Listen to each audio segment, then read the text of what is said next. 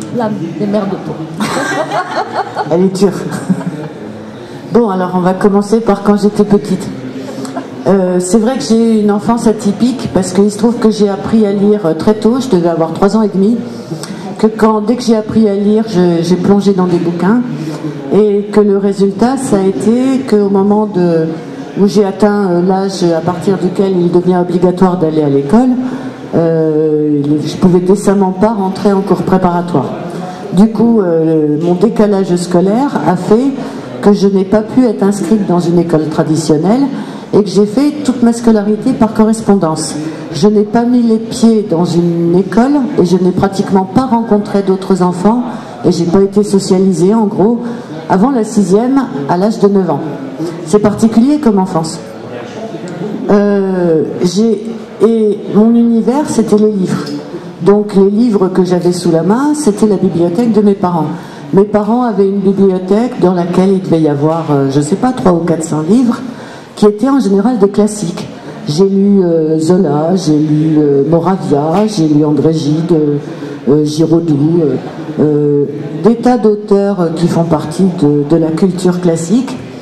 Et j'avais une espèce de frustration à cette époque-là, parce que j'aimais bien ces histoires, mais en même temps, ce qui préoccupait les personnages des histoires que je lisais, bon, à l'époque, je suis une vieille dame, donc à l'époque, il n'y avait pas de collection pour la jeunesse, à part la bibliothèque verte ou la bibliothèque rose. Oui, j'ai lu, il n'y avait pas grand-chose, hein. J'ai lu Les 5 jeunes filles, j'ai lu L'Angelot, agent secret, j'ai lu 2-3 trucs dont j'ai un très bon souvenir, mais pour l'essentiel, c'était quand même la bibliothèque pour adultes qui était mon fond de référence.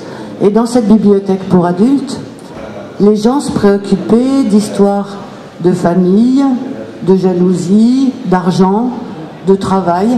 Et tout ça, c'était pas du tout mes préoccupations de gamine. Donc je trouvais ça intéressant de plonger dans la tête d'un tas de gens. Mais en même temps, je n'arrivais pas à imaginer que je leur ressemblerais un jour à ces gens. Ils étaient très très différents de moi. Et puis un jour, mon père m'a ramené, une fois que j'avais fini la bibliothèque de mes parents, commençait à devenir pénible, à tourner en rond dans la maison, donc mon père a commencé à me ravitailler avec la bibliothèque d'entreprise. Et un peu par hasard, parce que lui il en lisait de temps en temps, il s'est mis à me ramener de la science-fiction.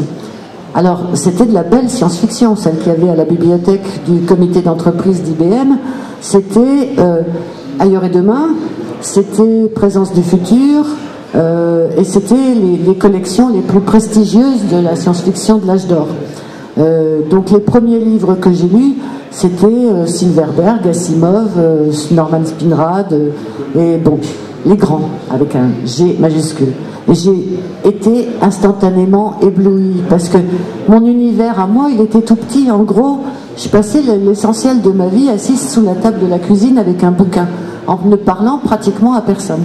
Et d'un seul coup, j'ai découvert des univers qui non seulement étaient immenses, qui posaient des tas de questions auxquelles je n'avais jamais pensé, et qui me changeaient tellement merveilleusement de toutes ces questions d'adultes autour de moi qui me paraissaient quand même, qui m'intéressaient pas tant que ça, j'avoue. Et